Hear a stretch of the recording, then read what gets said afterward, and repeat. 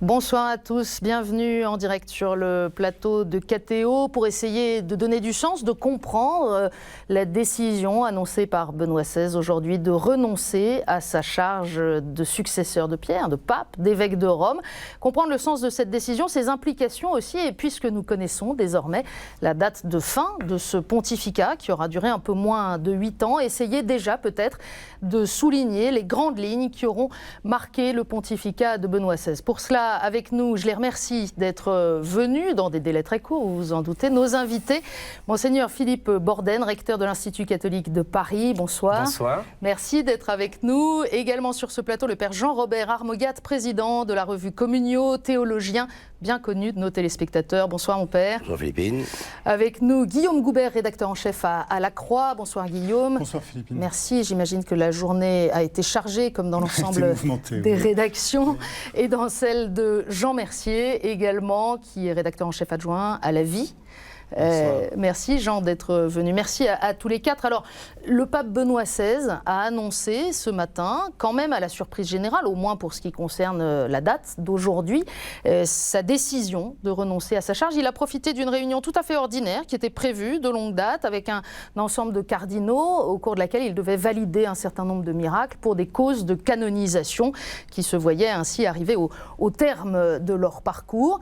Et c'est en profitant de cette réunion, avec à peine une vingtaine de personnes, que Benoît XVI a choisi d'annoncer cette décision de grande importance pour la vie de l'Église, il l'a dit lui-même. Après avoir examiné ma conscience devant Dieu à diverses reprises, je suis parvenu à la certitude que mes forces, en raison de l'avancement de mon âge, ne sont plus aptes à exercer adéquatement le ministère pétrinien. Je suis bien conscient que ce ministère, de par son essence spirituelle, doit être accompli non seulement par les œuvres et par la parole, mais aussi, et pas moins, par la souffrance et par la prière.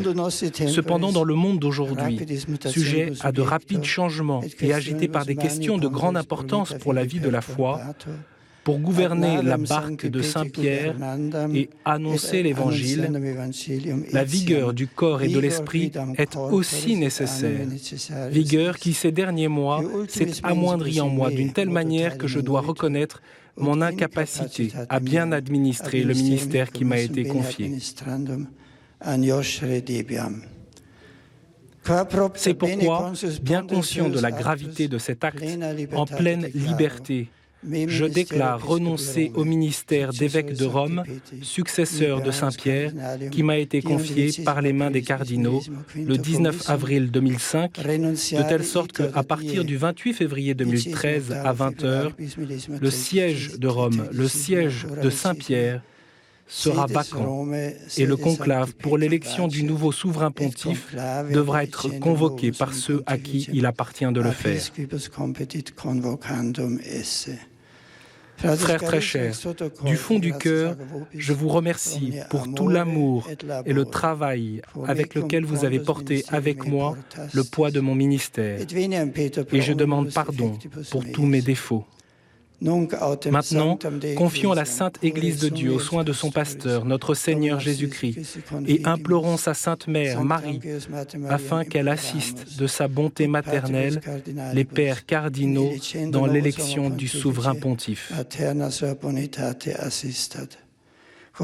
Quant à moi, puisse-je servir de tout cœur, aussi dans l'avenir, la Sainte Église de Dieu par une vie consacrée à la prière. Alors évidemment, cette décision, même si elle est prévue par le Code de droit canon en son article 332, paragraphe 2, même si elle est prévue aussi par la Constitution apostolique Universi Dominici Gregis, cette décision que Benoît XVI lui-même avait évoquée dans le passé comme étant une possibilité, si le pape ne se sentait plus la force physique, morale ou spirituelle de continuer à mener sa charge, a donc surpris. Je vous propose d'entendre les explications données en milieu de journée par le père Lombardi, directeur de la salle de presse du Saint-Siège, qui souligne que le pape n'abandonne pas son troupeau.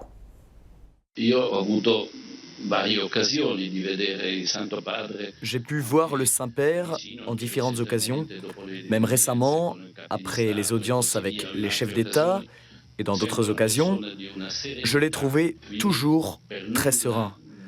Donc, aucun signe de dépression ou de découragement, absolument aucun. Même s'il a pu être touché, mais comme tout le monde, par les épreuves difficiles ou par des événements qui peuvent marquer. Mais de dire que cela soit la raison l'ayant conduit à cette décision, je répondrai absolument pas.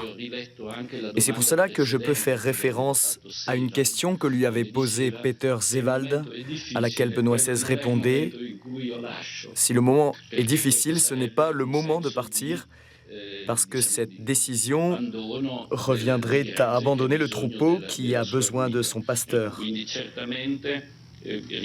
Donc, de façon certaine, je peux affirmer qu'aucun facteur de ce type n'a poussé le Saint-Père à cette décision, mais au contraire, il a pensé que le moment était venu où sa décision se posait de façon cohérente et pouvait être reçue de façon positive, disons normalement, au sein de l'Église.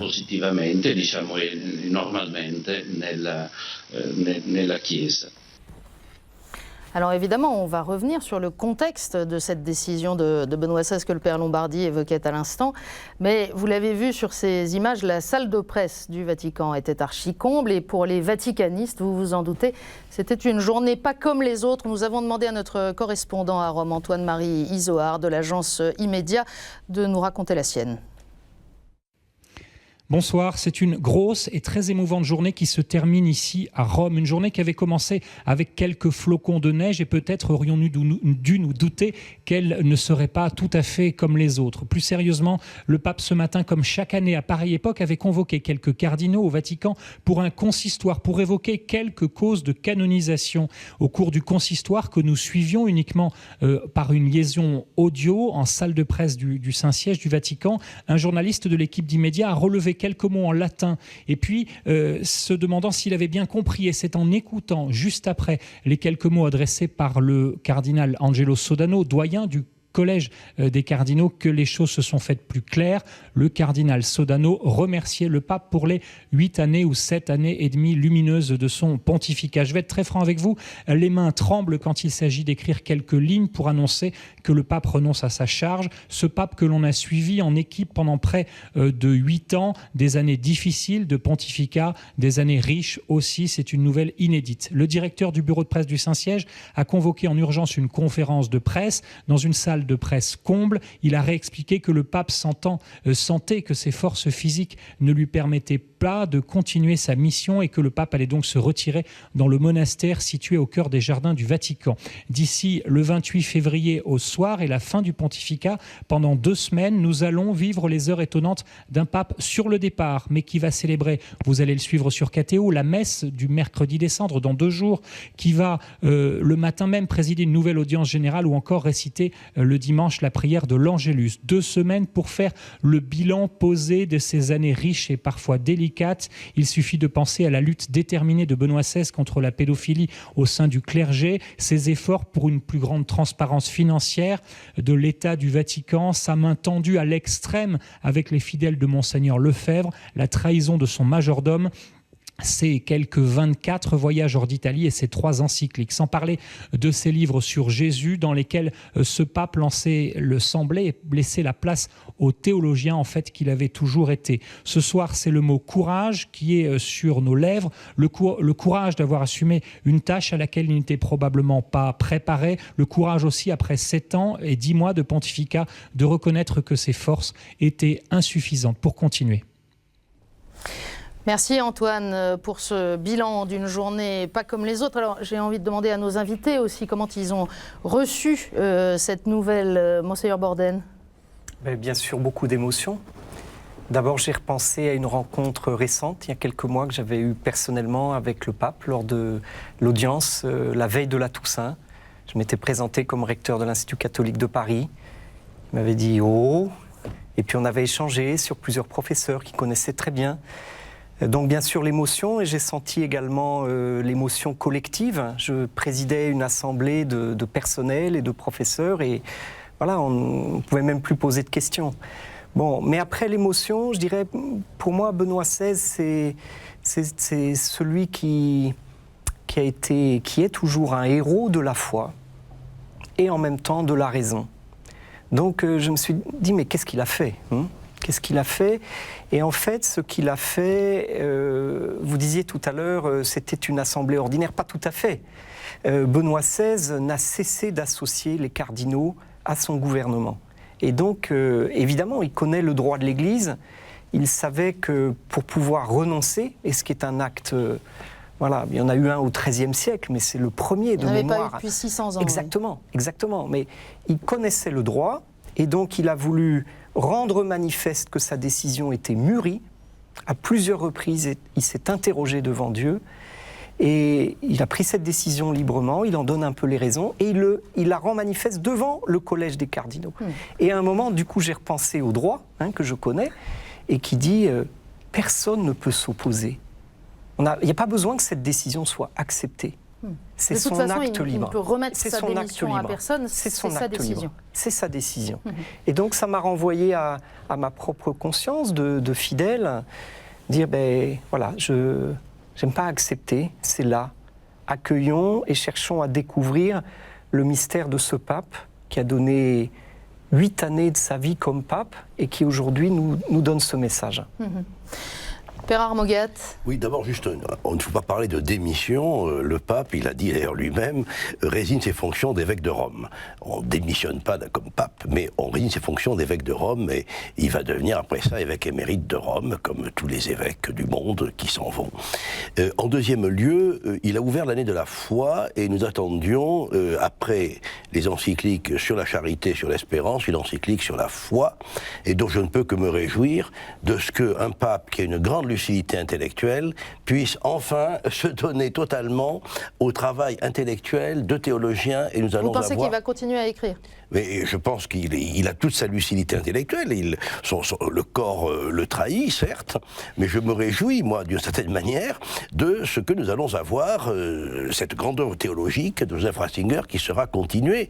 Et puis, je fais suffisamment confiance aux cardinaux pour bien penser qu'ils feront le bon choix, voilà.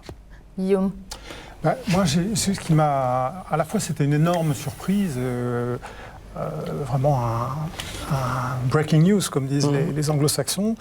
Et en même temps, c'est quelque chose qui est extrêmement cohérent par rapport à la manière qu'a eu Benoît XVI d'exercer son métier de pape. C'est-à-dire, quand on le compare avec Jean-Paul II, une très grande humilité, un gros travail personnel, beaucoup de thèses de sa propre main, ce qui n'était pas vraiment le cas de son prédécesseur, qui faisait énormément de discours et qui donc en confiait beaucoup à des auteurs. Donc il a une manière d'être pape qui était extrêmement discrète, extrêmement humble. Et la décision qu'il a prise aujourd'hui et qu'il annonce aujourd'hui illustre pour moi, signe d'une certaine façon dans l'histoire, parce que c'est une décision qui va rester dans l'histoire de l'Église, signe sa manière à lui d'exercer le ministère pontifical. Jean ?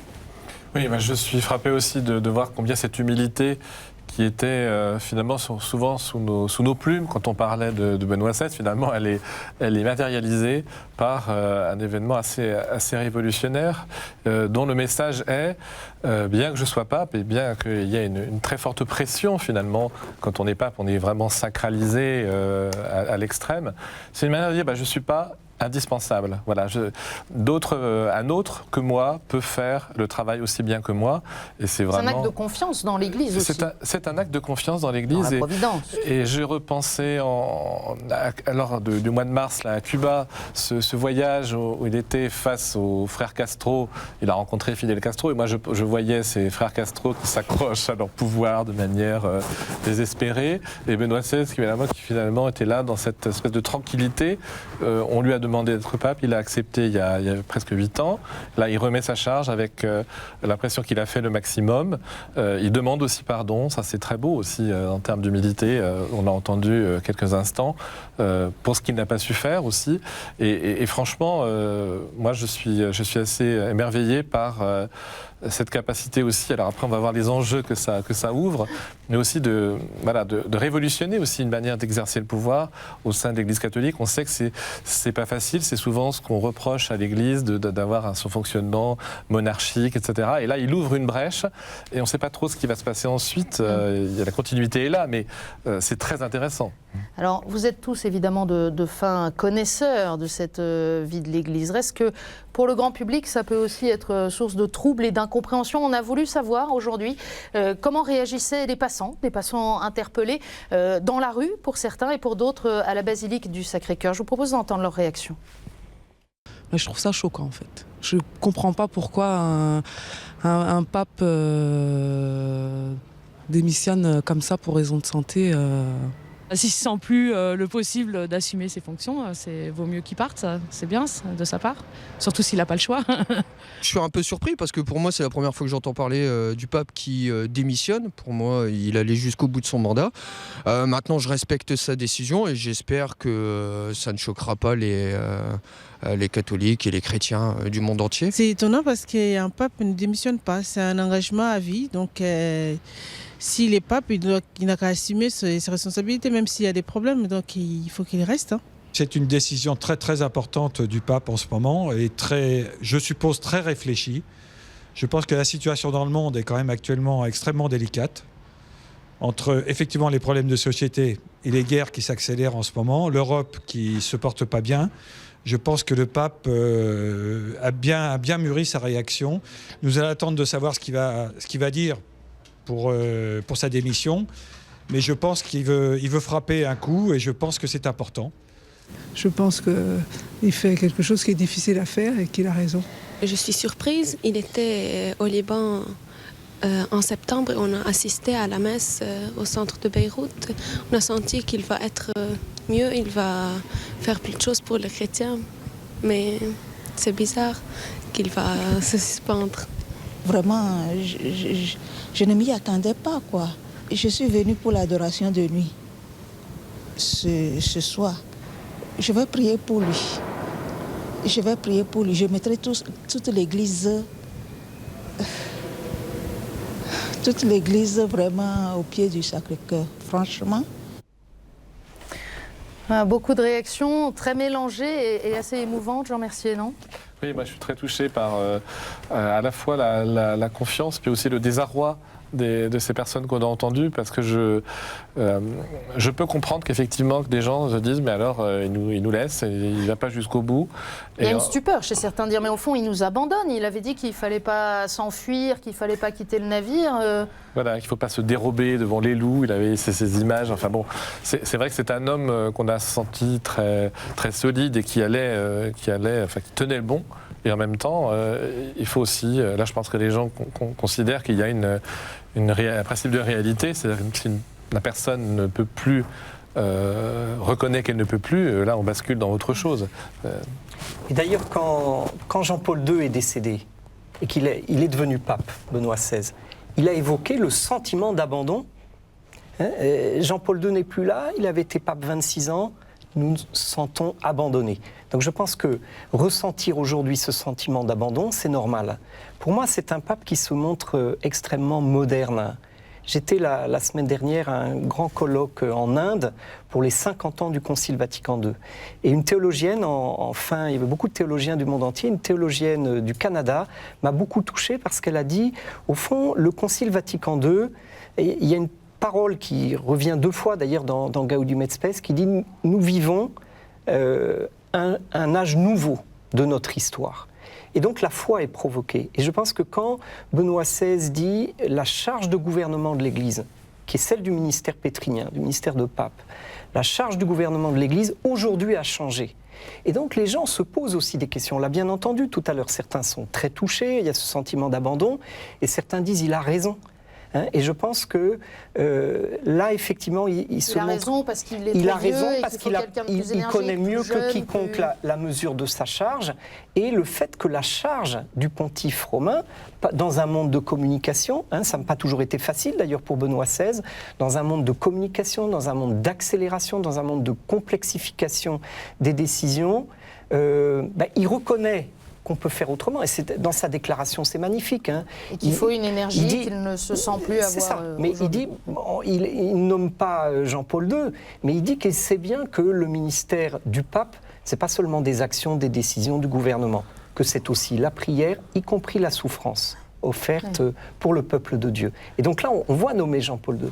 Mais en même temps, ce qu'il invoque, lui, et sa conscience devant Dieu, c'est que la charge du gouvernement de l'Église a changé. C'est un âge nouveau de l'humanité. Et donc, dans un âge nouveau de l'humanité, il se présente comme un pape moderne, si je peux dire.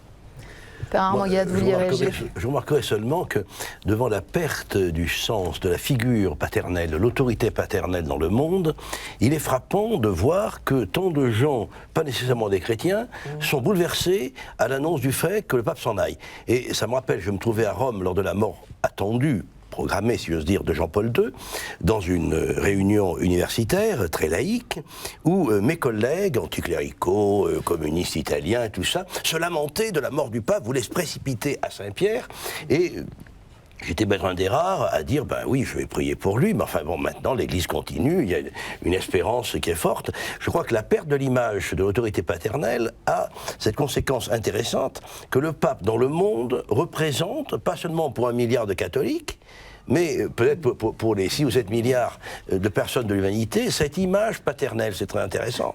J'imagine, Guillaume, d'ailleurs, que vous avez, comme nous tous, suivi les réactions internationales aujourd'hui. De fait, c'est assez impressionnant.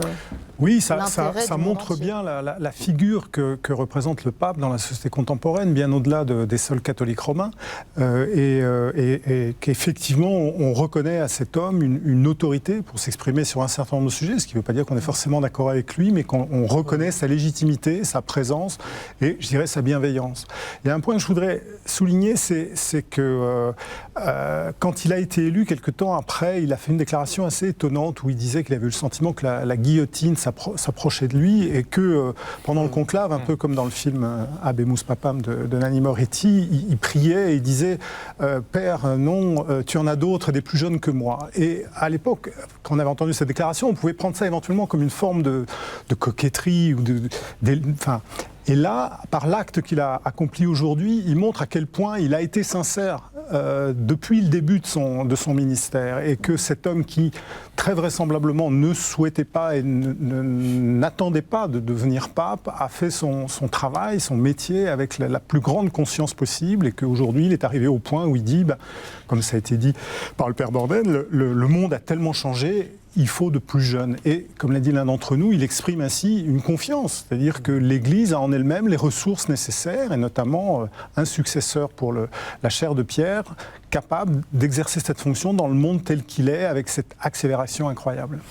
Jean Mercier. Oui, pour rebondir aussi sur ce que disait tout à l'heure Père Armogat, sur le fait que c'est un grand théologien, etc., je trouve que ce qui est moderne aussi, c'est le fait que ce pape, comme finalement la reine Béatrix là, qui a remis qui a abdiqué. Bon, c'est pas exactement le même contexte, mais voilà, c'est une manière de dire je passe la main à autre chose. Et c'est aussi une manière, après avoir assumé ce devoir écrasant, ces tâches écrasantes d'être pape, de, entre guillemets, se faire plaisir. Parce que son plaisir, c'est la théologie. Et là, il va avoir, je ne sais pas, peut-être 1, 2, 3, 4 ans devant lui, où il va pouvoir revenir à un travail de fond. Il va pouvoir prier. Et je pense que la foi qu'il a dans la prière, c'est très important aussi. Parce qu'il y aura... C'est ce qu'il dit dans son texte. Il dit qu'il continuera à servir l'Église par la prière. Et ça, je pense qu'il y aura donc 2 papes qui vont travailler, on va dire, l'un par la prière. Et puis, il va aussi se donner ce bonheur d'être seul à seul avec Dieu avant cette rencontre finale qui nous attend tous. Et ça, je trouve que c'est très beau aussi. C'est-à-dire qu'au fond, il tient son sillon, il assume son désir de faire de la théologie jusqu'au bout. Et alors, vous êtes sûr, comme le père Armogat, qui va donc continuer à écrire, mais on s'est déjà posé des grandes questions pendant ce pontificat, au moment de la publication de Jésus de Nazareth, des différents tomes, en disant, mais au fond, quelle est la nature d'un texte écrit par le pape, mais qui n'est pas vraiment publié en tant que pape, puisqu'on se souvient que sur la couverture, il y avait Joseph Ratzinger, Benoît XVI. Qu'est-ce que c'est qu'un texte écrit par un pape émérite ? Comment ça se gère ? On a déjà commencé à voir donc les titres Joseph Ratzinger, Benoît XVI. Donc voilà, ça qui est. Mais moi, je pense qu'il faut. Bon, peut-être qu'il veut écrire, hein, mais c'est quand même pas ça. Moi, je crois qu'il faut croire ce qu'il nous dit. C'est-à-dire, c'est une réflexion sur la charge qui est la sienne du gouvernement de l'Église. Et il dit aujourd'hui, mes forces sont à bout. Hein, et voilà, évidemment, il a toute sa tête, il peut tout à fait converser, mais on peut comprendre qu'à 85 ans, moi j'entends des gens qui ont 85 ans, depuis plusieurs années, ou plusieurs mois, qui disent, mais comment fait-il? Alors bien sûr, on croit en l'assistance divine, mais ce pape qui... Et on évoquait la figure du père, hein, n'est-ce pas? Je me souviens quand Jean-Paul II est décédé, peu de temps après, je suis allé en Corée, et il y a eu un afflux de personnes qui ont demandé à devenir catholiques après avoir vu les obsèques de Jean-Paul II à la télévision. Bon, eh bien moi j'ose espérer que d'une autre manière, le geste de ce pape qui réfléchit sur le service, comme ça a été dit, un service dans l'humilité, un service du gouvernement dans l'humilité, quelqu'un qui a assumé des décisions difficiles. Le gouvernement, il a pris des décisions difficiles par rapport à certains évêques. Donc, et donc quand il les a contestés, quand il a jugé que des évêques sur le plan des mœurs, sur le plan de la gestion des biens.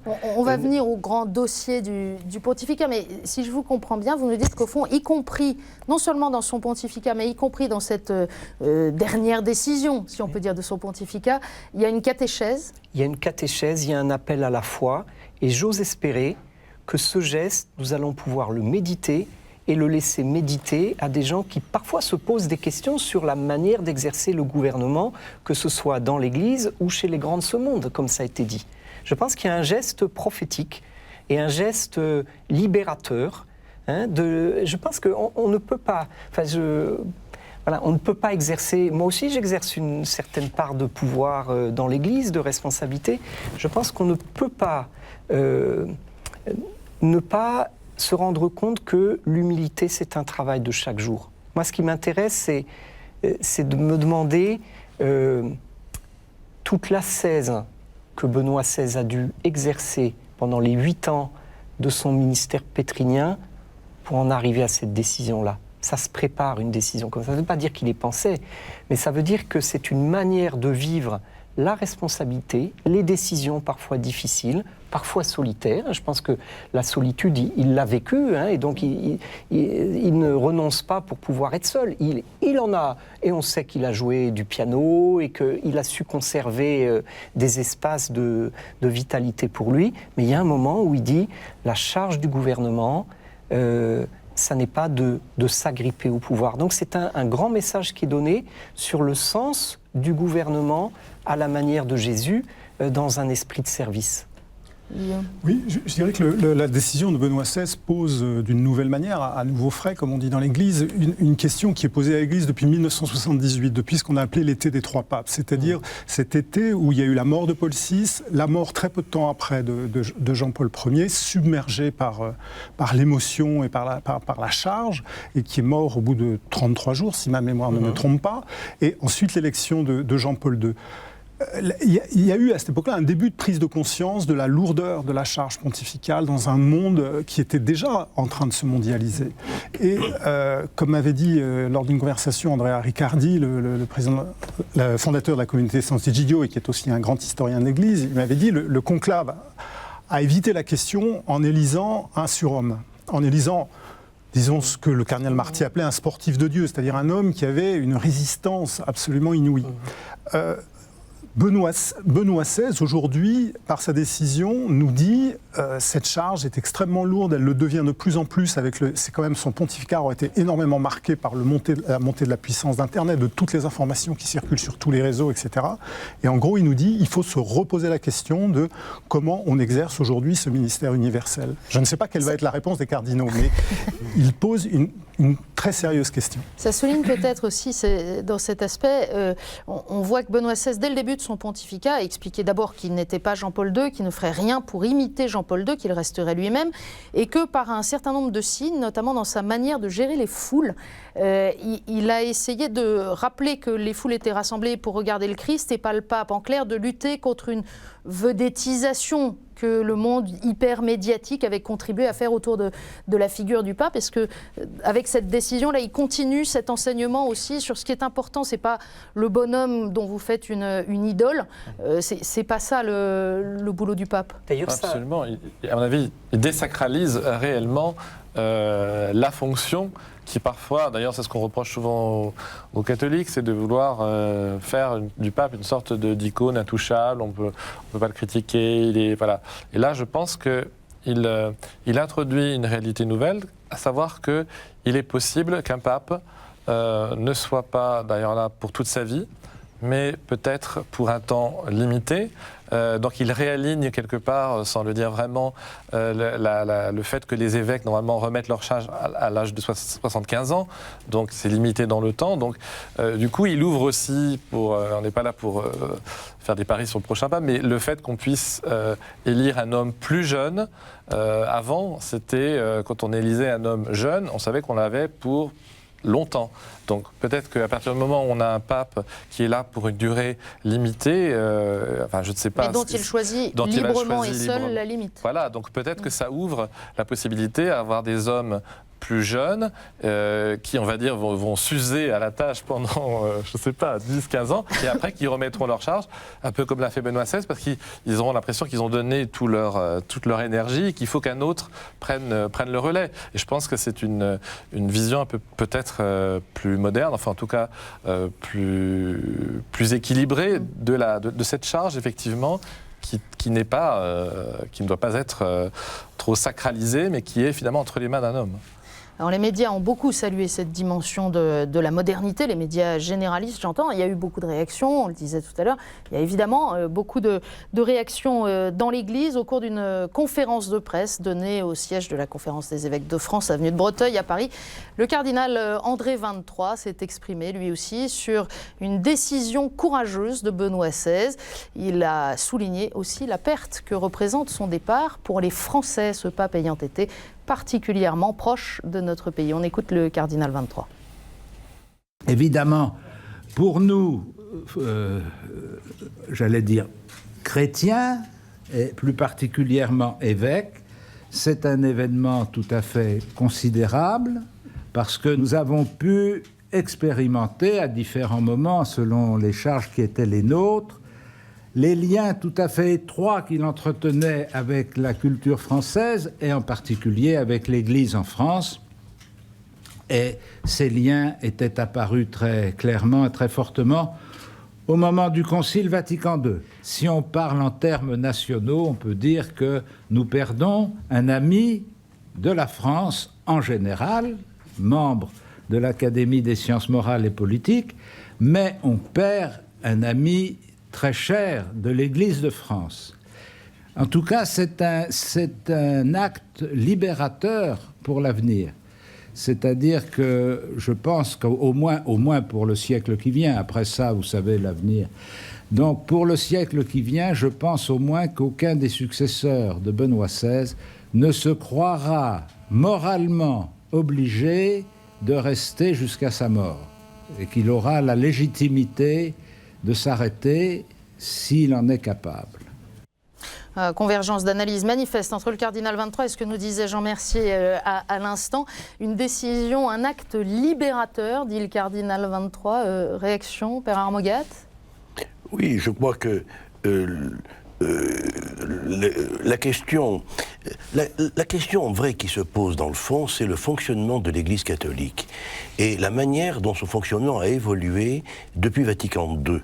Il s'agit d'1 milliard de fidèles, il s'agit de plusieurs milliers d'évêques et de diocèses. Qu'est-ce que l'institution synodale, qu'est-ce que les conférences épiscopales nationales apportent et modifient dans la fonction même du pape ? Alors je crois qu'on ne peut plus gouverner l'Église en 2013 comme on le faisait en 1893. Et je crois qu'une véritable réflexion doit être engagée sur le fonctionnement de la curie, sur le fonctionnement des conférences de continents et des conférences de pays, et aussi sur le rôle très important que doit jouer le synode des évêques. Alors, on aura l'occasion dans les semaines qui viennent à loisir de réfléchir sur les questions qui se posent aujourd'hui à l'Église, puisque dans le discernement des cardinaux, bien sûr, se poseront ces questions des enjeux prioritaires pour aujourd'hui. Il y a un autre point sur lequel je voudrais vous faire réagir. Le cardinal 23 souligne qu'avec Benoît XVI, on perd comme pape un grand ami de la France. C'est un trait fort aussi de son pontificat, Guillaume ? C'est un trait réel. Je veux dire, les derniers papes ont presque tous eu des liens avec la France. Je veux dire, Jean XXIII avait des liens très forts avec la France. Paul VI, peut-être encore plus. Jean-Paul II a étudié en France. Là, vous allez générer une petite angoisse pour le prochain maintenant chez tous ceux qui nous regardent. Aura-t-il des liens avec la France ? Voilà, mais le fait est que Benoît XVI entretenait des liens, notamment des liens intellectuels. On se souvient de sa visite à Paris, de son discours au Collège des Bernardins, etc. Des liens très forts avec la théologie française. Donc, des discours du voyage du pape en France en septembre 2008, qu'on peut revoir tout au long de la semaine sur KTO, je le précise, pour ceux qui nous regardent, et bien sûr sur Internet. Monseigneur Borden, pour les profs de l'Institut catholique de Paris, c'est une dimension importante que ce lien intellectuel qu'entretenait Benoît XVI avec la pensée française. Bien sûr, d'une part, Benoît XVI parle très bien français, il le comprend, mais dans son premier ouvrage sur Jésus, il aligne tous les grands exégètes de l'Institut catholique de Paris, souvent avec un esprit critique, mais pour quelques-uns, et même encore vivants, beaucoup de respect. Et comme avant de devenir pape, comme préfet de la Congrégation pour la doctrine de la foi, il a toujours attaché une grande importance, non seulement à la présidence de la Commission théologique internationale, mais de la Commission biblique pontificale.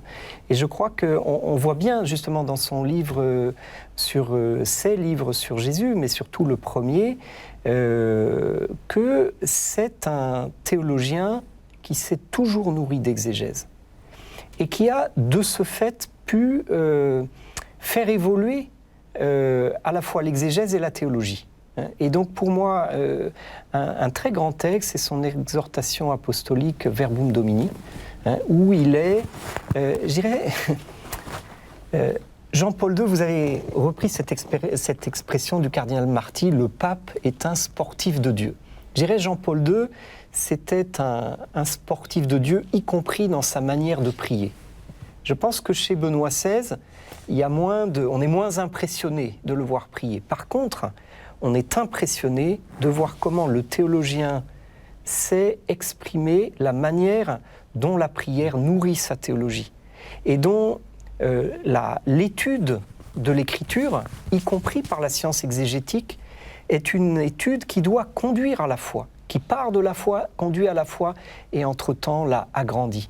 Je pense que ça, Benoît XVI l'a magnifiquement exprimé dans Verbum Domini, a aidé des théologiens, moi je le vois bien dans mon université, a aidé des théologiens à faire un bout de chemin et un vrai chemin de foi. Je pense qu'effectivement, le pape qui aujourd'hui renonce à sa charge est un pape qui a beaucoup fait pour conforter les théologiens dans leur foi. Et sans les tenser, comme a fait parfois Jean-Paul II, mais en les conduisant plus loin.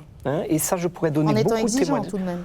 En étant exigeant, mais en les invitant à se nourrir à ce qui les a mis en route quand ils ont commencé à faire de la théologie. Et je pense que là, il y a un véritable impact, que ce pape, en même temps, ait pu conserver le temps de l'écriture et livrer ses réflexions, là encore, de manière humble, sans confondre ce qu'il écrivait comme pape théologien et l'enseignement qu'il donnait.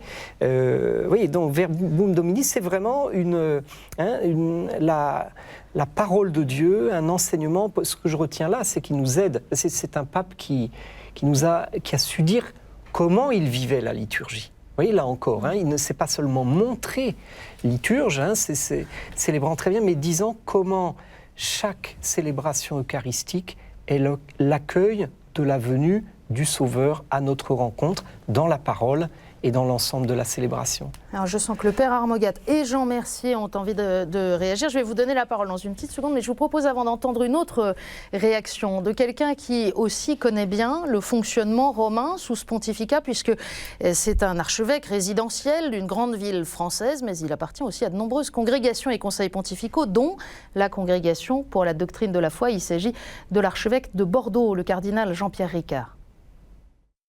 Je dois vous avouer que j'ai été véritablement surpris par cette démission.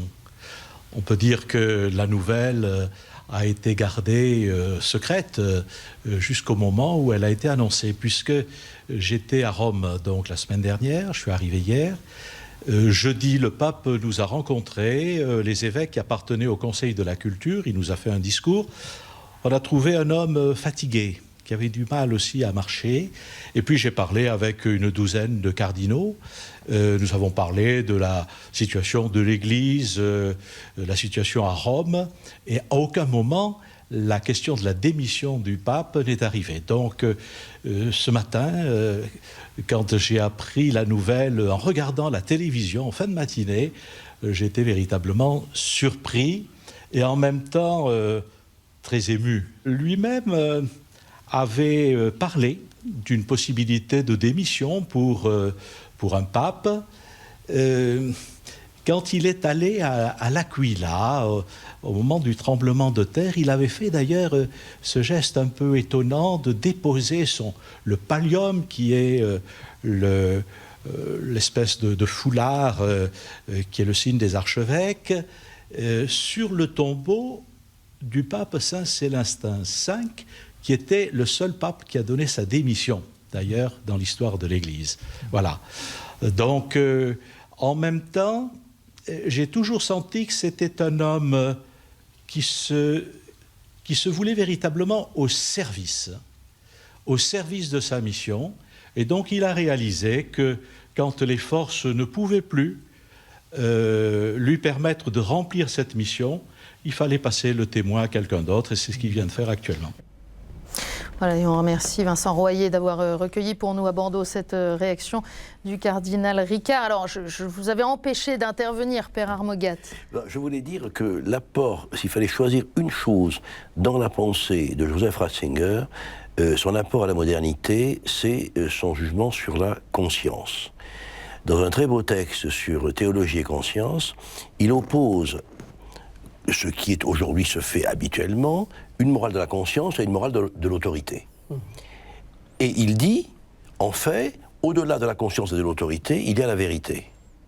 Et donc, le faux débat entre morale de la conscience, les droits de la conscience, qui sont aujourd'hui dominants, et une morale de l'autorité, l'autorité du pape, la hiérarchie, tout ça, cette fausse opposition doit renvoyer à une morale de la vérité.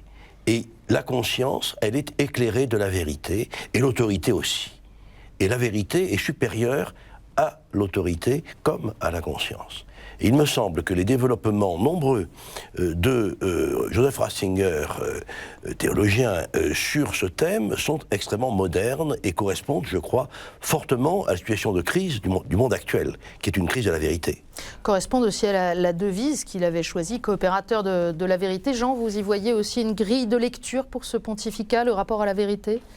Oui, je pense que c'était complètement central dans la vie de Joseph Ratzinger, qui a vraiment, on va dire, on peut dire avec Jean-Paul II d'ailleurs, voulu remettre, on va dire, le catholicisme dans une forme d'affirmation beaucoup plus heureuse. Enfin, la fierté d'être catholique. Je pense que c'est un duo Wojtyła-Ratzinger avec des inflexions les uns les autres différentes.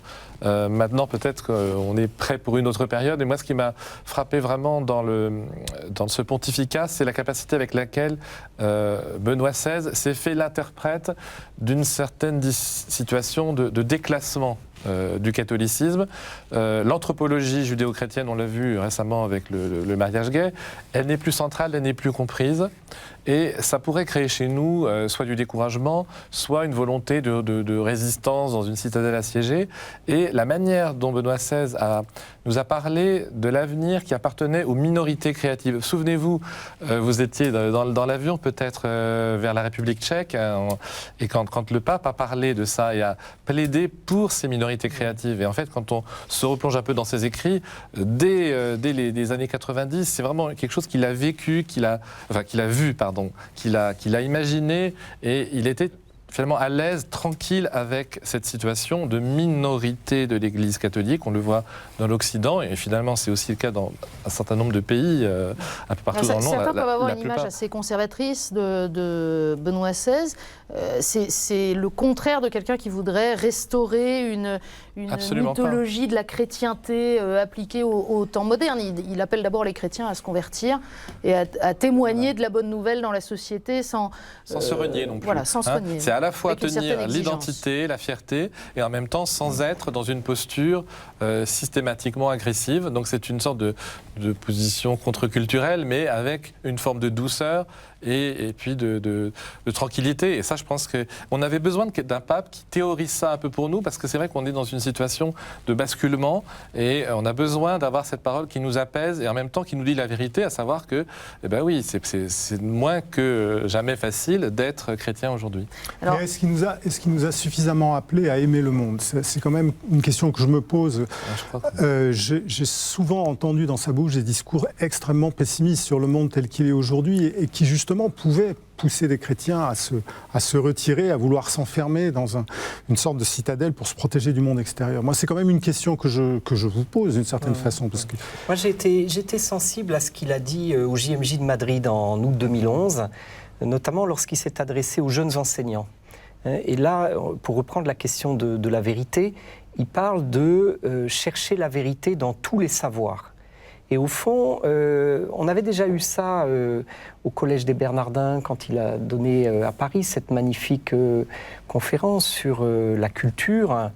Ce que j'avais beaucoup aimé, c'est qu'il invitait à entrer dans la vérité par un travail, et un travail au fond interdisciplinaire. Or là, je pense, aujourd'hui, je vois bien les jeunes, les étudiants sont très touchés par l'interdisciplinarité. Ils sont obligés, d'ailleurs, en choisissant une filière, d'aller dans d'autres domaines. Et là, il a eu souvent cette manière de... C'est pas facile de parler de la vérité. Hein. On peut en faire un concept abstrait, mais disant aux jeunes enseignants qu'il suffit pas d'enseigner, mais qu'il faut aimer et avoir de l'intelligence et de l'amour en même temps, et que l'amour et l'intelligence puisse se nourrir. Je pense qu'en fait, il a su évoquer des expériences extrêmement concrètes de cette génération qui est confrontée à la multiplicité des savoirs.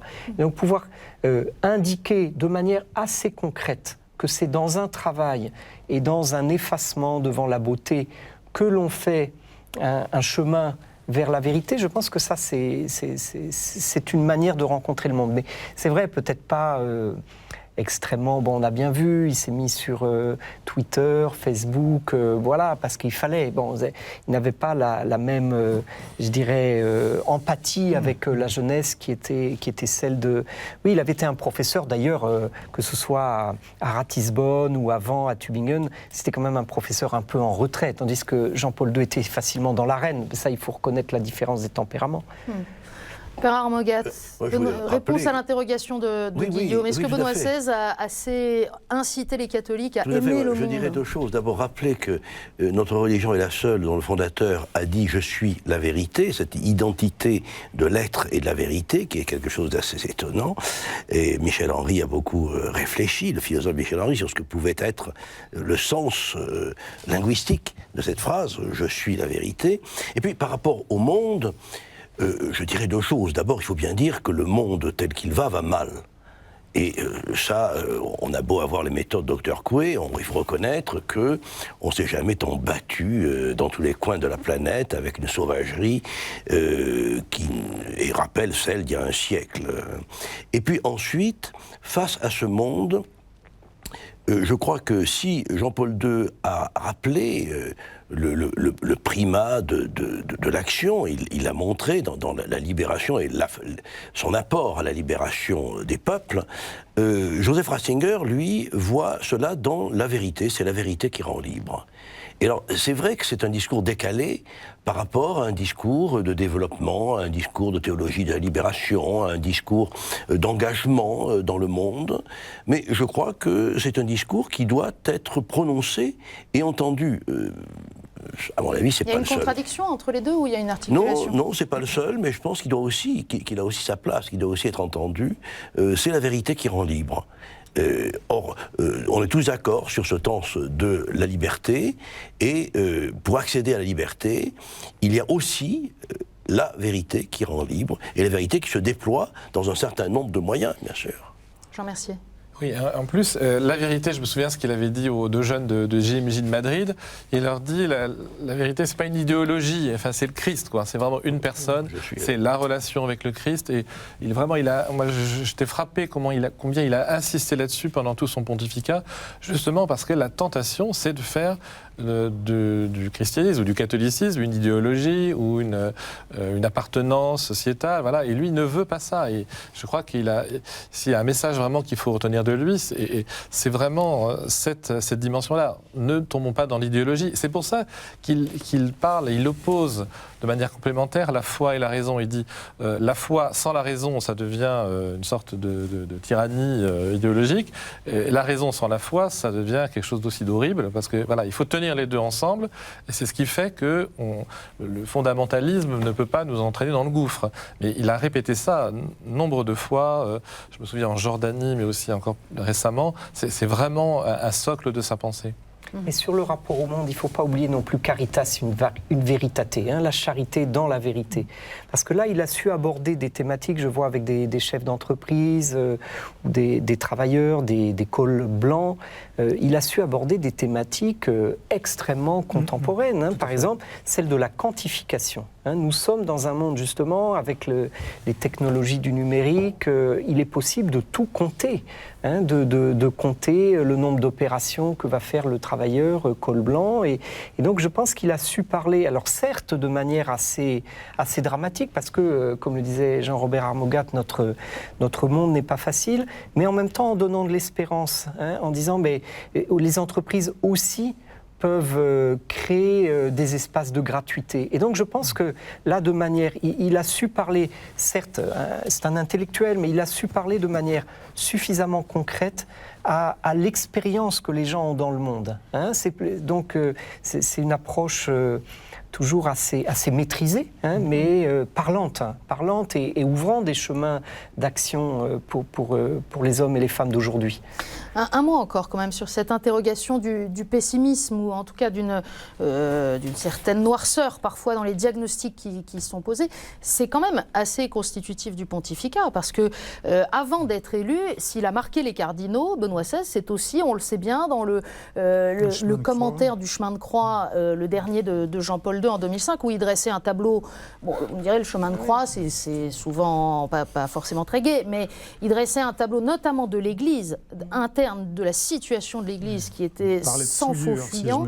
Il parlait des souillures, il parlait du risque de couler qu'avait la barque de Pierre. Il a redit la même chose dans une homélie dans le temps préparatoire au conclave ensuite. Et donc, vraisemblablement, les cardinaux avaient aussi à l'oreille cette capacité de Benoît XVI à voir la vérité sans phare, sans avoir l'air de s'en effrayer du reste, mais en signalant qu'il fallait quand même prendre un certain nombre de mesures. Jean. Oui, mais alors justement, c'est ça que moi j'admire énormément chez Benoît XVI, c'est qu'il voit le péché en face, si vous voulez, mais il l'assume. C'est un augustinien, il est donc pétri de la doctrine de Saint-Augustin, qui effectivement reconnaît l'importance du péché, mais du coup c'est ce qui permet à Benoît XVI si souvent de parler de la grâce.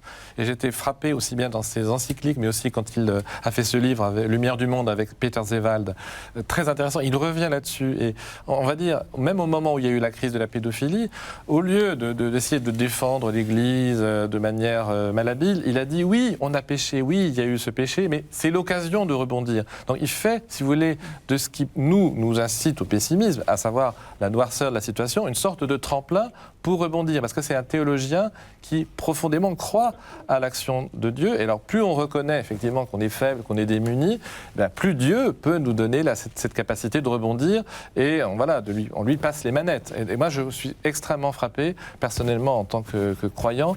C'est ce que je retiendrai de Benoît XVI, c'est sa théologie de la grâce. C'est par hasard qu'il était un admirateur fou du journal du curé de campagne de Bernanos. C'est évident, c'est un théologien de la grâce très efficace. Il en a parlé de manière admirable. Et du coup, il n'a pas eu peur de tout ce qui, au fond, nous effraie dans l'Église, parce que c'est le reflet de ce qui ne va pas en nous aussi, peut-être. Père Armoguet. Non, je disais que quand on parle du ton un peu dramatique d'un certain nombre de textes de Benoît XVI, on a oublié le ton dramatique des derniers textes de Paul VI. Parce que Paul VI n'était pas non plus rigolo, enfin, il faut quand même le rappeler. Alors, on a eu ce pape extraordinaire qui était Jean-Paul II. Ben oui, mais justement, on a eu ce pape extraordinaire qui était Jean-Paul II, qui a effacé un peu de la mémoire les discours des 2 ou 3 dernières années de Paul VI, qui étaient quand même tout à fait dramatiques devant l'état du monde, devant l'état d'un monde dont on nous disait la géographie de la faim, un monde qui allait périr, un hémisphère sud qui était loin de porter des dragons et qui était en train de mourir de faim, etc. Et cette situation dramatique a été souvent décrite par, je rappelle un discours de Paul VI à la FAO, qui était extrêmement pessimiste. Et puis je pense que chez Benoît XVI, il y a un optimisme quand il parle de Dieu. Regardez la relecture qu'on fait aujourd'hui du Concile Vatican II, où dans la première réception, on se disait c'est Lumen Gentium, le grand texte avec Gaudium et Spes, les 2 constitutions sur l'Église. Et finalement, on voit aujourd'hui que Dei Verbum, ce grand texte sur la révélation, est fondamental. Eh bien, la première encyclique, vous évoquiez les discours avant le conclave, mais la première encyclique de Benoît XVI, c'est Dieu est amour. Et donc là, il y a énormément d'optimisme. Il y a une manière très cultivée, mais en même temps très phénoménologique, qui nous aide à élaborer notre propre expérience de la rencontre avec Dieu, où il nous parle du Dieu Eros, enfin qui assume l'amour de Dieu, qui assume l'Eros et qui nous conduit vers l'agapé. Il y a une passion pour parler de Dieu qui est très importante. Moi, je dirais aussi précisément la question de la révélation. La question de la grâce est fondamentale chez Benoît XVI, mais aussi la question de la révélation. Et ça m'a personnellement beaucoup touché. Je crois qu'il ne faut pas l'oublier dans le rapport avec le monde. On se demandait ce qu'allait faire Benoît XVI pour les 25 ans d'Assise. Assise 1986, Jean-Paul II réunit des croyants de diverses religions. Eh bien, Benoît XVI non seulement fête le 25e anniversaire en 2011, mais en plus des croyants d'autres religions, il invite des athées affirmés. Et donc là, on retrouve la passion qu'a Benoît XVI pour le chemin de la révélation dans nos vies. Et moi, j'aime beaucoup ce texte que j'ai apporté, Foi chrétienne hier et aujourd'hui, des années 70, et il m'arrive encore de l'utiliser dans une université catholique quand des gens disent « Mais quelle place est-ce que j'ai dans une université catholique si j'ai des problèmes avec la foi ?» Et donc, Joseph Ratzinger expliquait là que ce que l'incroyant et le croyant ont en commun, c'est le doute. Et je pense que c'est Assise 2011, Benoît XVI, avec l'invitation de ces 2 personnes athées, ça a été un geste fondamental pour à la fois valider le chemin qui avait été celui de Jean-Paul II, et en même temps pour dire, mais le dialogue, pour permettre un chemin de la révélation, le dialogue entre les chrétiens et les autres, il doit aussi aller avec ceux qui ne partagent pas la foi ou qui la cherchent. Vous avez été plusieurs à citer donc, ce livre dans lequel il y a aussi une clé d'explication de la décision de Benoît XVI, ce livre d'entretien avec Peter Zewald en novembre 2010. Il y évoquait la possibilité, on l'a beaucoup entendu aujourd'hui, pour un pape de renoncer à sa charge s'il ne se sentait plus capable. Mais au-delà de ça, face à des questions en tout cas très pessimistes, il témoignait aussi d'une véritable espérance. C'est un livre qu'on peut relire avec profit aujourd'hui pour remettre ce pontificat en perspective. Je vous propose d'entendre un extrait d'un entretien avec l'auteur, Peter Zewald.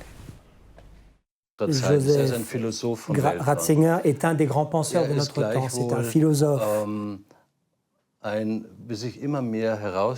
il apparaît de plus en plus clairement aussi qu'il est un enseignant de l'Église, dans la tradition de l'Église. Et il a cette capacité à très bien analyser, identifier les signes de notre temps. Et non seulement il les analyse, mais il est capable de les exprimer, de les formuler. Et les cardinaux avaient conscience de ces qualités lorsqu'ils l'ont élu. Wenn man sieht, wie Johannes Paul II.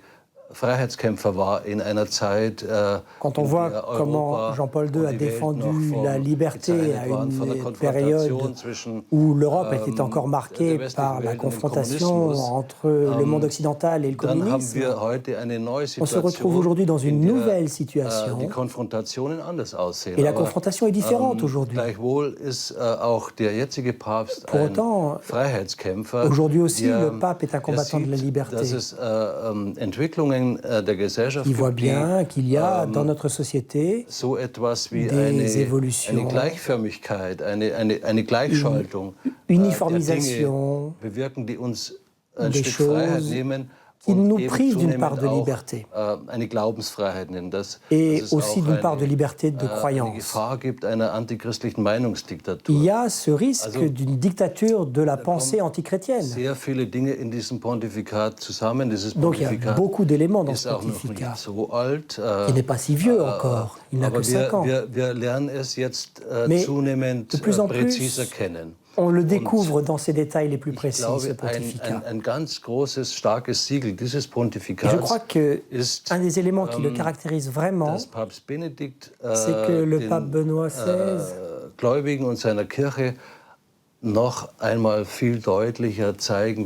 veut montrer encore plus nettement aux croyants et au monde la nécessité d'un rapport simple à l'Évangile. Alors, beaucoup de choses ont déjà été dites par vous sur ce plateau, d'autres qu'on vient d'entendre dans la bouche de Peter Zewald. Benoît XVI, combattant de la liberté, Benoît XVI, apôtre d'une simplicité aussi de la relation à Dieu, c'est pas forcément la première image qui vient à l'esprit quand on pense au pape, Père Armogad. Le fait que Benoît XVI a lancé la campagne, si j'ose dire, pour la nouvelle évangélisation. Et alors, beaucoup de vos confrères ont dit, ça y est, c'est un gadget de plus, c'est pour occuper Monseigneur Physique est là, etc. Bon.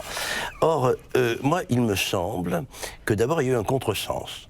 Le contresens a été de dire une sorte de croisade, il va falloir réévangéliser des terres qui ont été perdues, donc à nous les chevaliers teutoniques, voilà. Or je crois que le véritable sens de la nouvelle évangélisation, c'est la conversion personnelle des gens, les uns après les autres. C'est de rappeler à des gens comme moi, qui suis tombé dans un bénitier quand j'étais petit, avec un tonton prêtre, etc., que nous devons nous convertir et que c'est pas parce que je suis chrétien et catholique depuis 65 ans que la partie est jouée et que je continue sur les rails où j'ai été jeté en même temps que l'eau de mon baptême il y a 65 ans. Et je pense que la nouvelle évangélisation, c'est une réalité personnelle.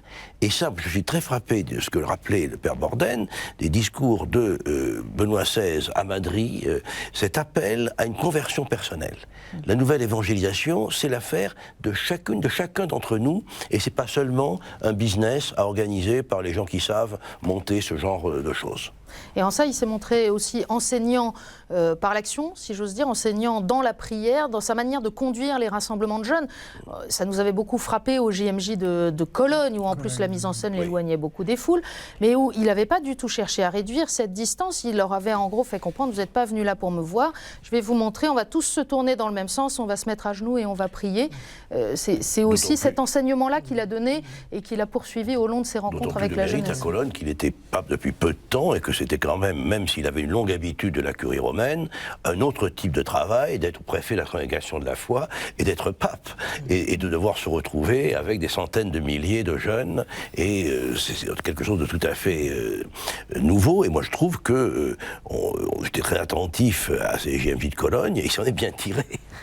Mais vous voyez, si on reprend cette idée, vous l'avez évoqué tout à l'heure, d'un décentrement, c'est pas seulement que Benoît XVI se décentre de lui-même, c'est que il nous conduit vers le Christ. Un autre événement, ça a été Lourdes, quand il est venu à Lourdes, et aujourd'hui c'est Notre-Dame de Lourdes. Moi aussi j'ai pensé, avec l'annonce de sa renonciation, à Lourdes, il a beaucoup frappé en conduisant les évêques qui étaient présents et le peuple de Dieu avec eux vers le Christ, y compris dans l'expérience de la souffrance, de la vieillesse, de l'âge, des misères de l'âge. Donc je pense que toute cette manière, vous voyez, c'est pas seulement qu'il va prendre du temps pour lui, hein, c'est qu'il nous invite à, quand il a pris sa charge pontificale, il a amené à réfléchir sur le pallium et l'anneau du pécheur. Hein, et l'anneau du pécheur, c'est l'anneau du pasteur qui jette largement le filet. Hein, et je pense que s'il peut renoncer à sa charge, c'est parce que précisément dans son pontificat, il a vraiment conduit vers le Christ. Et bon, voilà, là, il nous conduit encore vers le Christ en disparaissant. Hein. Jean ? Oui, j'ai juste une image en vous écoutant qui vient, c'est la fin de l'année sacerdotale à Rome où il y a je ne sais pas combien de milliers de prêtres, on est de nuit, Benoît XVI parle, sans notes, il répond aux questions des prêtres qui sont là, puis à un moment, comme par magie, on le voit disparaître, et puis arrive la procession du Saint-Sacrement depuis le bas de la place, et là, en fait, voilà, il disparaît, et c'est le Christ. Et en fait, c'était une métaphore de son pontificat, c'est-à-dire, je suis là, oui, d'accord, mais en fait, c'est le Christ qui est votre... et on a vécu la même chose à Lourdes, effectivement. Moi, je repense qu'il m'a énormément frappé lors de la messe d'intronisation du pape, donc en avril 2005. À la fin, il reprend les mots de Jean-Paul II, n'ayez pas peur. Hein. Mais là où Jean-Paul II s'adressait au monde, ouvrez toutes grandes vos portes au Christ, le pape rajoute quelque chose, n'ayez pas peur d'ouvrir votre cœur au Christ, n'ayez pas peur de lui donner toute votre vie, il ne vous prendra rien, il ne vous enlèvera rien de votre bonheur, au contraire, il vous rendra pleinement heureux. Et je crois qu'il y avait une finesse psychologique, parce que la difficulté aujourd'hui des catholiques, finalement, c'est de se livrer réellement au Christ, pas simplement de croire parce que ça se fait, mais de réellement mettre, de donner les rênes de sa vie au Christ. Et ça, je crois que Benoît XVI a essayé de le déployer à travers des dizaines et des dizaines d'homélies de textes, et je trouve ça très émouvant qu'il ait été capable de forer l'intérieur du cœur du chrétien pour voir cette inquiétude aussi qui est celle de la foi, parce que c'est quand même ce qu'on va retenir, à mon avis, de ce pontificat, cette incroyable maîtrise de la question de la foi. Alors moi j'attends la fameuse encyclique qu'il nous a promise. Ce sera donc probablement pas une encyclique en tout état de cause. Mais alors vous parliez des nombreuses homélies, discours, textes, interventions. On a beaucoup parlé des livres aussi et des encycliques de Benoît XVI. Il y a cette particularité dans le temps de l'Église, c'est que le pape nous annonce aujourd'hui que son pontificat prendra fin dans quelques jours, le 28 février. Mais en même temps, l'extraordinaire compilation d'enseignements qu'il a donné au cours de ces presque 8 années, elle reste à disposition, j'allais dire, un patrimoine vivant dans l'Église pour aujourd'hui. Guillaume, ce rapport du temps, en fait, d'une certaine manière, l'enseignement de Benoît XVI, il va continuer aussi. Tout à fait. Je pense que c'est certainement avec le temps qui va s'écouler maintenant, on prendra conscience de l'extraordinaire éducation à la fois que nous a apporté Benoît XVI. J'allais dire Joseph Ratzinger avant, parce que moi j'ai eu la chance quand j'étais correspondant de la Croix à Rome de l'approcher, pas de très près, mais quand il était préfet de la Congrégation pour la doctrine de la foi, et ses conférences de presse à Rome étaient extrêmement courues parce qu'on savait toujours qu'on allait rencontrer une intelligence absolument inouïe. Et à nos questions de journalistes, souvent un peu provocatrices, un peu bébête, un peu puéril, je veux dire. Il avait toujours une manière de répondre avec de l'humour, souvent, ce que peu de gens savent, c'est qu'il a beaucoup d'esprit, je peux vous raconter des anecdotes, et aussi, il arrivait de temps en temps que les journalistes posent une question sérieuse, et moi j'ai souvenir d'une conférence de presse où j'ai vu beaucoup de conférences de presse dans ma vie, une chose extraordinaire, il a écouté la question, il a fermé les yeux. Il avait devant lui quand même plusieurs dizaines de journalistes. C'était assez bien rempli, la salle de presse, ce jour-là. Il a gardé les yeux fermés quelques instants. Il a commencé à parler les yeux fermés. Et il a rouvert les yeux au bout de quelques instants en continuant son propos et nous délivrant une réflexion, une méditation improvisée absolument extraordinaire. Et en fait, effectivement, il a continué à faire ça, ensuite devenu pape, et il nous a vraiment énormément donné, énormément apporté, et sans doute continuera-t-il à le faire, en termes d'intelligence de la foi. Je pense qu'il a rendu les croyants plus intelligents. Jean-Paul II faisait énormément appel à notre affectivité, et c'est très bien, on en garde des émotions, des souvenirs extraordinaires, et c'était peut-être très bien qu'ensuite il y ait quelqu'un comme Benoît XVI pour ensuite nous faire passer au stade de l'intelligence. On voit le père Armogat qui acquiesce. Oui, moi je crois qu'on a eu au XXe siècle une série de papes formidables, extrêmement différents, et ça c'est l'action, je crois, de l'Esprit Saint et du Christ qui guise de son Église. On a eu des papes extraordinairement différents, qui avaient en commun une sensibilité profonde à la foi, à la prière, aux besoins du peuple chrétien. Et lorsqu'on songe aux 5 ou 6 derniers papes, c'est tout à fait évident, dans la variété, la diversité des caractères des personnes, et dans l'extraordinaire don d'eux-mêmes en face de situations souvent terrifiantes, qu'il s'agisse des guerres mondiales, qu'il s'agisse des problèmes économiques mondiaux, ou qu'il s'agisse des crises du pontificat actuel. Alors des difficultés aussi qu'a traversé ce pontificat. Nos confrères en parlent à loisir depuis ce matin comme étant un pontificat qui aura été marqué par une succession de crises. Alors, il y a des phénomènes ou des épiphénomènes dans lesquels les médias ont plus ou moins leur part. Si on prend ce qu'on a appelé la crise de Ratisbonne, par exemple, où il s'agit aussi d'une conjonction, d'une lecture, peut-être d'une difficulté pour le pape à saisir que toute intervention, quel que soit l'auditoire, est en fait une expression mondiale dès lors qu'il est pape, mondial et instantané. Il y a eu un certain nombre de crises, il y a eu des difficultés, notamment alors sur les affaires, sur les questions de sexe, avec les scandales de pédophilie à répétition, sur lesquels progressivement le pape a manifesté une doctrine désormais qui est la doctrine de l'Église d'une intransigeance complète par rapport à ces questions, on va peut-être y revenir. Et puis toujours des difficultés à comprendre la manière dont l'Église envisage la sexualité humaine. Si on pense à son voyage en Afrique, son premier voyage en Afrique, au Cameroun et en Angola, qui a été largement parasité par la question de l'usage du préservatif. C'est pourquoi on a voulu, à l'annonce de la nouvelle du jour, demander aussi la réaction d'un pasteur africain. C'est Monseigneur Laurent Monsengo Passigna, l'archevêque de Kinshasa, qui nous répond.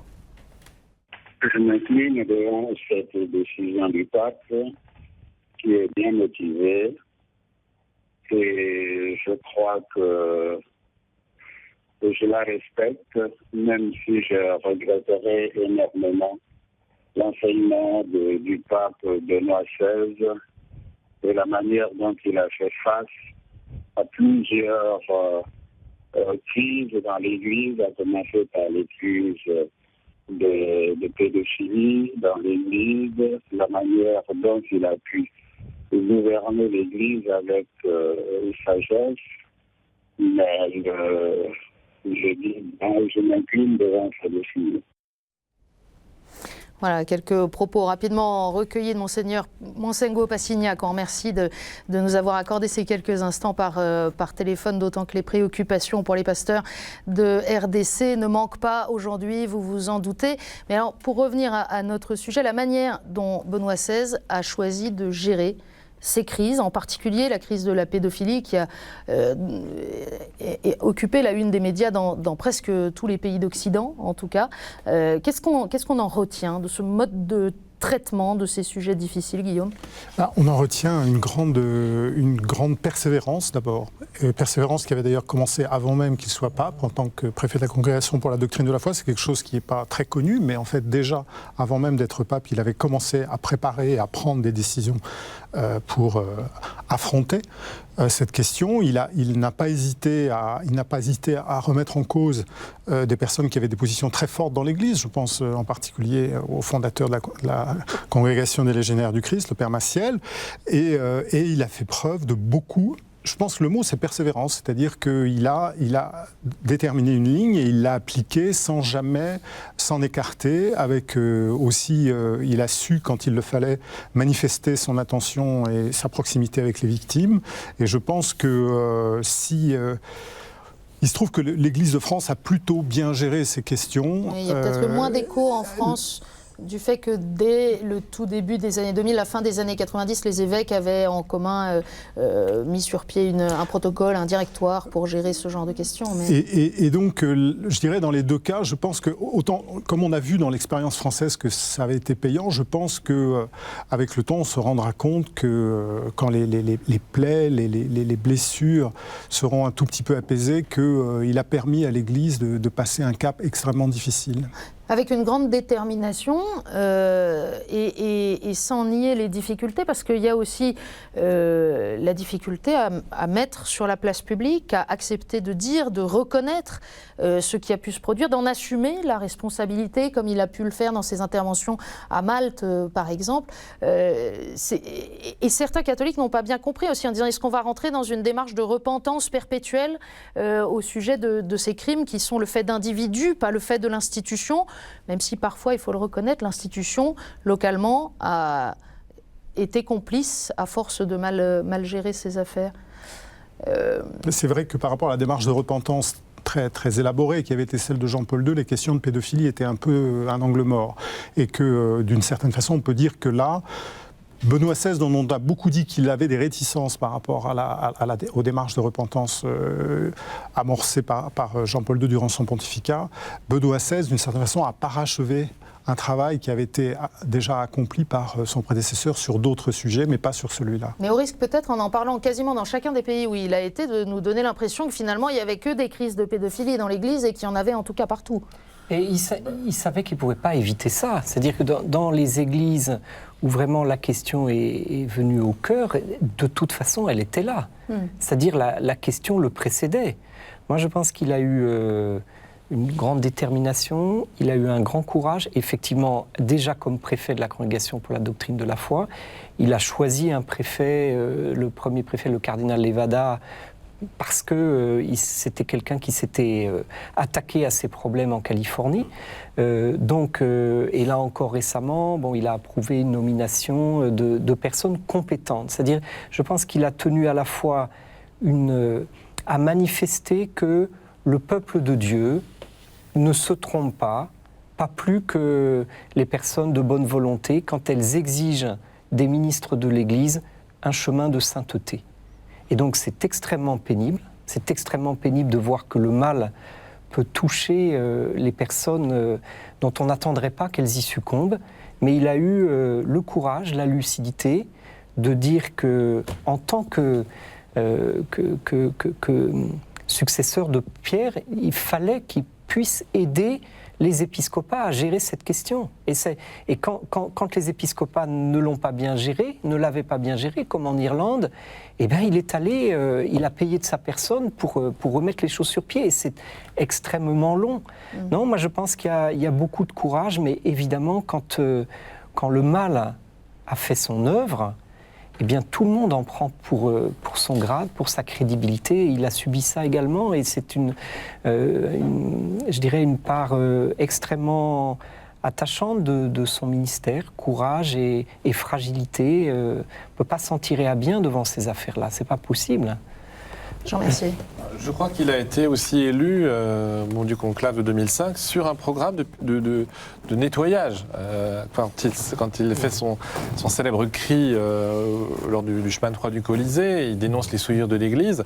Je pense que lors du conclave, inconsciemment ou consciemment, les autres ont dû se dire, puisque c'est lui qui connaît tous les problèmes, il est le mieux placé pour les résoudre.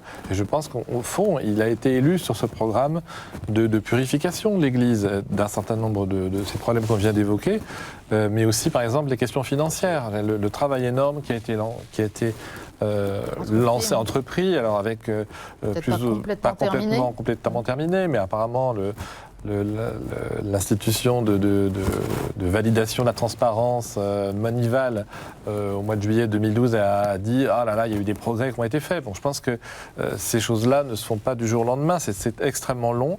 voilà, moi je retiens de ce pontificat et de la volonté de Benoît XVI. Il y a des gens à la Curie qui l'appelaient il tedesco, c'est-à-dire l'allemand, c'est-à-dire celui qui va nous empêcher de faire nos petites affaires dans notre coin. Un peu plus carré que voilà, parce qu'il savait qu'il était incorruptible. On l'a vu dans l'affaire Massiel, contrairement à d'autres cardinaux, Ratzinger, il n'a jamais accepté l'argent. Il a été vraiment d'une droiture extraordinaire, d'une rigueur incroyable. Et donc c'est vrai que quand il est devenu pape, il a introduit ça. Il n'a pas pu aller jusqu'au bout, mais il a fait quand même une grosse partie du chemin. Une seule remarque, c'est que on a l'impression qu'il y a beaucoup de crises sous le pontificat de Benoît XVI. Mais peut-être que ça existait avant, pour un certain nombre d'entre elles, et qu'on n'en parlait pas. La grande différence, c'est qu'on en a parlé. Alors évidemment, quand il y a des nœuds de vipères dans les familles, on peut ne pas en parler, et tout a l'air de bien se passer à l'extérieur.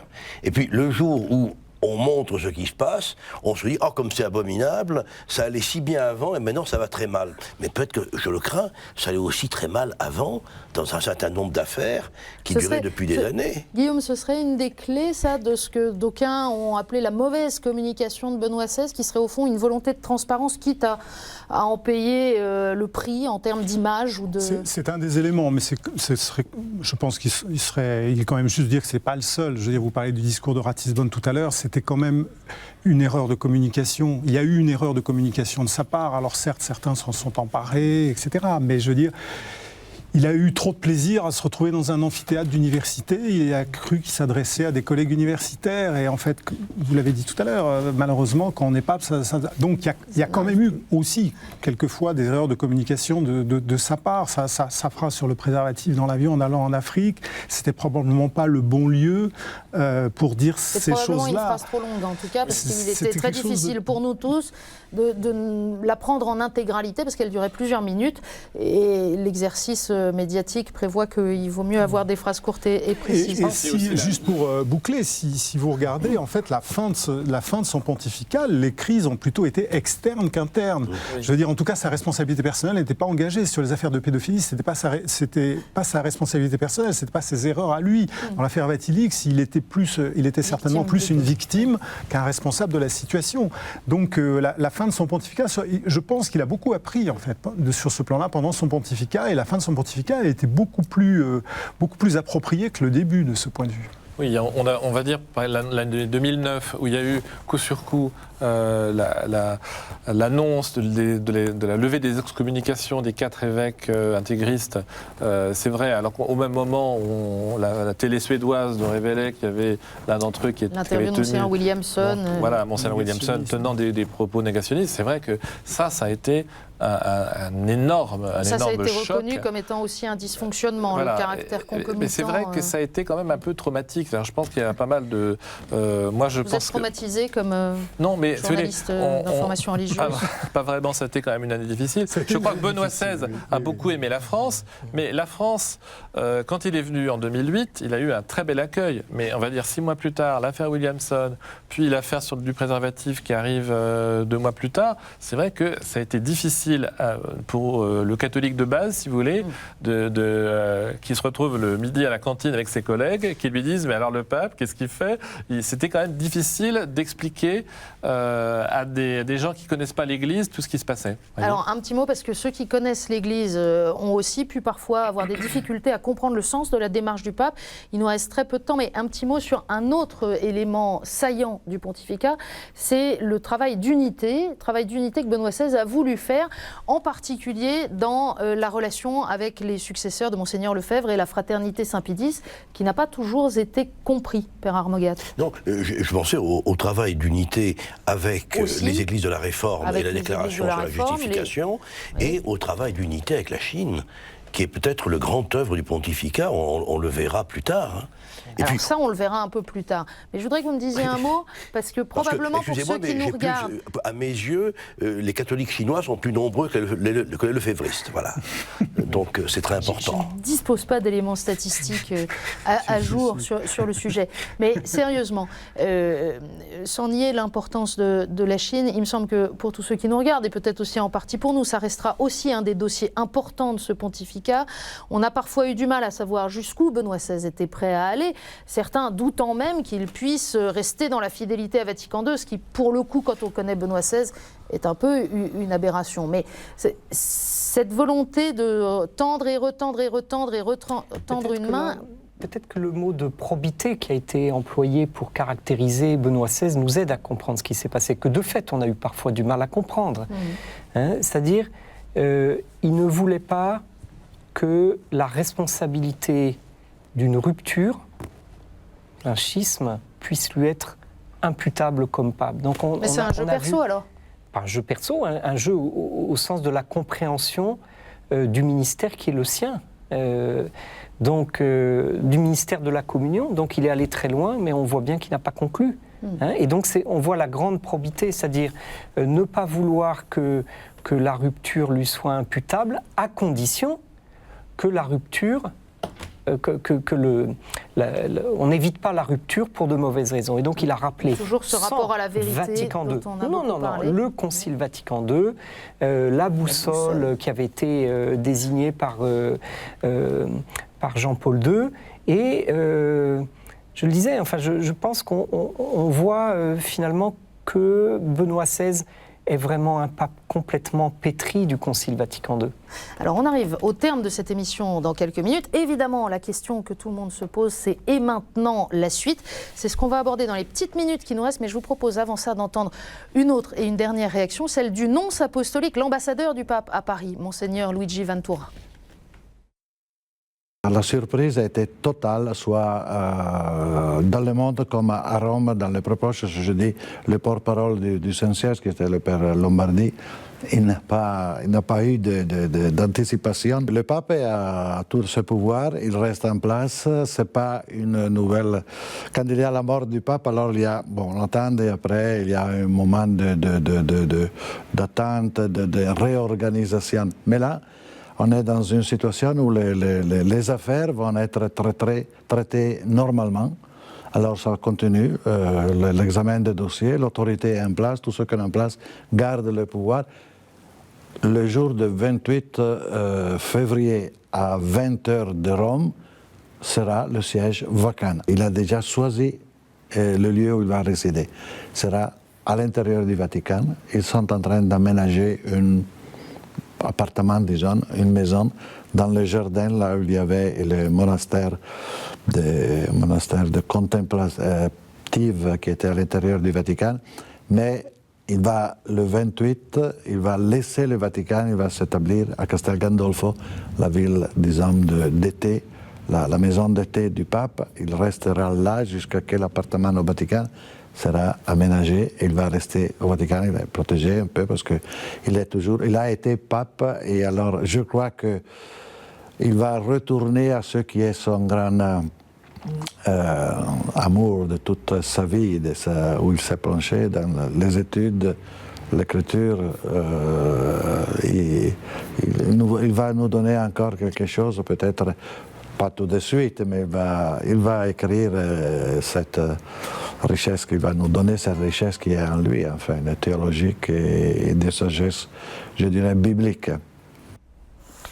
Voilà, et donc tout le monde manifestement attend aussi ce que Benoît XVI pourra écrire dans les temps futurs. Alors plus immédiatement, dans le calendrier que rappelait Monseigneur Ventura à l'instant, le 28 février au soir, à 20h, le siège apostolique est vacant, le pape quitte le Vatican, il a choisi de se rendre à Castel Gandolfo, manière pour lui de ne pas être à Rome, de ne pas avoir de contact, qu'on ne puisse pas dire, Guillaume, j'imagine qu'il a interféré, discuté avec les cardinaux qui vont venir à Rome, être convoqués dès le lendemain. Alors effectivement, ils sont convoqués à Rome, et il va y avoir, si la constitution électorale est appliquée telle qu'elle est appliquée en cas de décès du pape, et ça semble devoir être le cas, il va y avoir en gros 2 semaines de ce qu'on appelle des congrégations générales, où ils se réuniront 2 fois par jour, y compris les cardinaux âgés de plus de 80 ans, qui ne sont pas électeurs, pour discuter de quoi a besoin l'Église aujourd'hui, et quel est le profil quels sont les charismes nécessaires, profil de poste, voilà. Et ensuite, dans cette partie-là, ils seront pas encore coupés du monde, ils pourront aller dormir chez eux, etc. Et ensuite, ils entreront en conclave, où là, ils seront enfermés dans la chapelle Sixtine. Monseigneur Borden, qu'est-ce que vous attendez de cette période un peu étrange? Je ne parle pas de l'élection d'un nouveau successeur de Pierre, mais cet intervalle, cet entre-deux, Écoutez, je pense que c'est un moment de gratitude quand même. Toute l'émission l'a exprimé ce soir. On a envie de dire merci à Benoît XVI. On a peut-être envie qu'il écrive, mais je dirais prions aussi pour son repos et puis prions pour le choix de son successeur. Toute l'Église est invitée à se tenir en prière pour que les cardinaux qui ont reçu la mission de choisir le successeur de Pierre, qui sera le successeur immédiat de Benoît XVI, soient dociles au vent de l'Esprit Saint. Moi, je pense surtout aux journalistes qui ne vont pas savoir quoi dire pendant 15 jours. Il va falloir vous occuper, mesdames et messieurs. On saura trouver.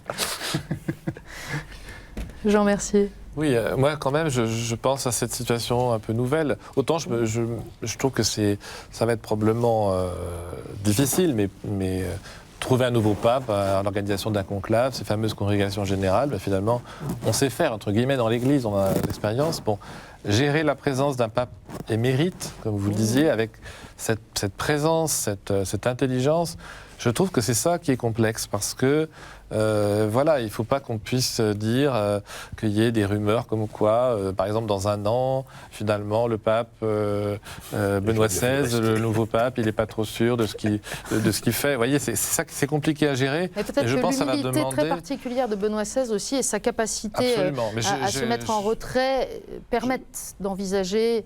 Je pense que vraiment, qu'il va se donner des règles absolument très strictes pour que jamais on ne puisse créer ça. Mais c'est vrai que c'est complètement nouveau. Et les hommes qui vont devoir élire le nouveau pape, ils ont un deuil étonnant à faire. Quand ils ont élu Jean-Paul II, c'était un deuil très particulier. Et là, c'est un autre type de deuil. C'est complètement nouveau, en fait. Un tout petit mot, en quelques secondes, justement. Est-ce que ça change quelque chose? Alors, on n'a pas de cardinaux ce soir, mais est-ce que ça change quelque chose? Quand il y a un décès du pape, au fond, il y a aussi une espèce de communion qui, déjà autour des obsèques du souverain pontife, rassemble les cardinaux pour commencer ce travail. Là, ils vont arriver à une réunion qui sera fixée un lundi à 8h. C'est un peu différent? Il n'y a pas de rituel. Oui, donc il n'y aura pas un comiat, on ne va pas lui offrir un fauteuil pour son départ à la retraite. Enfin, effectivement, il va falloir imaginer. Alors, finalement, il peut éduquer l'Église à faire ce que beaucoup ont à faire quand un curé part, qu'un prêtre est nommé évêque dans un autre diocèse. Voilà, il y a une semaine, 10 jours de transition, et voilà, c'est une autre forme de deuil. Finalement, ça peut, avec la qualité... Encore une éducation. Et de toute façon, la réunion à 8h du matin dont vous parliez, elle commencera par de la prière. Merci pour ces derniers mots. Guillaume, en tout cas, vous demandiez, Père Armagad, comment les journalistes allaient vivre les 15 jours qui viennent. Moi, j'ai des suggestions à vous faire. D'abord, grâce à vous, Père Armagad, relire Joseph Ratzinger, par exemple, dans cette coédition Communio, Parole et Silence, croire et célébrer. Et puis, il y a aussi l'autre partie, discerner et agir. Du Benoît XVI, on peut en relire. Il y a beaucoup de livres dans les meilleures librairies. Et puis, on peut aussi le réécouter. Et c'est ce qu'on vous proposera de faire sur KTO ces prochains jours pour creuser aussi chacun des axes que vous avez évoqués ce soir et qui sont marquants dans sa pensée, dans l'enseignement qu'il a donné au cours de ces années. Je voudrais remercier, avant de nous quitter, tous ceux qui nous ont permis de réaliser cette émission. À commencer par nos invités, bien sûr, Monseigneur Borden, recteur de l'Institut catholique de Paris, le Père Jean-Robert Armagad, président de la revue Communio et théologien, Guillaume Goubert, rédacteur en chef à La Croix, et Jean Mercier, rédacteur en chef adjoint à La Vie. Merci infiniment à tous les quatre. Merci aussi à Étienne Loraillère, à toute l'équipe de la rédaction, à Sylvain Fouquet, Henri de Mérindol, tous ceux qui travaillent en régie, Pierre Sébron et l'équipe de diffusion. Et puis surtout, merci à vous de votre fidélité. Dans les jours à venir, vous l'aurez compris, programmation exceptionnelle sur KTO pour revivre les grandes heures de ce pontificat qui s'achèvera à la fin du mois. À suivre aussi sur www.ktotv.com, une adresse sur laquelle nous attendons également vos réactions. Bonne soirée.